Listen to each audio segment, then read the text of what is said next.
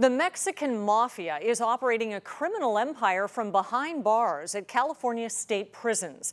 I recently got unprecedented access to go inside the maximum security facility of Donovan State Prison with the investigative unit and the dog teams. I was along for the surprise raid to confiscate the one thing that keeps the Mafia in business. We're about to enter the yard of Donovan State Prison, where we'll be outnumbered 300 to 1 by hardened criminals. You'll be right there. 1, 2, 3, and 4, and perimeter checkers. The gunner gives us the go. This is level 4, maximum security.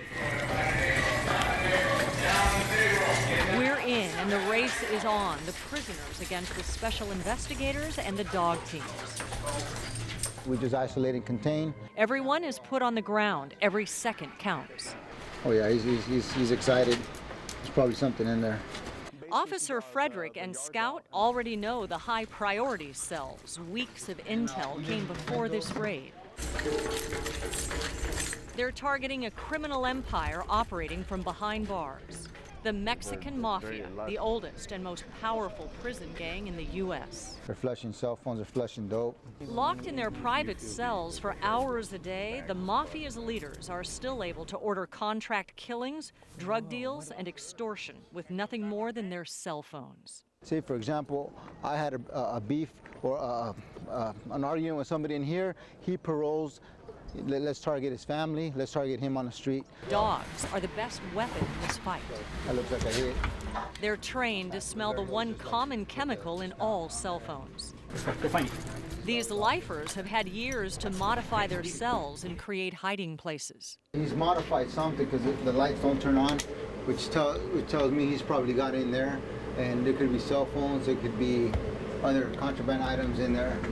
Scout gets an alert in the wall above his head and takes off from the floor to the counter to the top bunk to get it.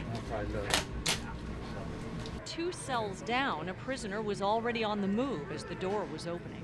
And he got his cell phone in the toilet, but he couldn't get it flushed before the dog got in. Otherwise, it would have been sucked down into the sewer system and we would never would have retrieved it.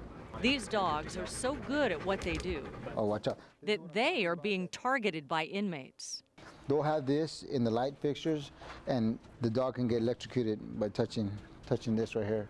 A high-stakes game for the dogs today. Close. But several cell phones out of the hands of prisoners who have nothing to lose. Cellular telephone. And a mafia intent on staying connected to the outside and to each other through texts and phone calls. You can send a message out to any other building. For example, hey, let's kick off a riot. So the fight goes on, one raid at a time. Lower security inmates with access to the outside through work programs, court appearances, or medical appointments smuggle cell phones back into prisons hidden inside body cavities. Phones can also slip through un-X-rayed mail. The dog teams became part of this fight against cell phones at Donovan State Prison back in August. So far, they've discovered over 60 phones.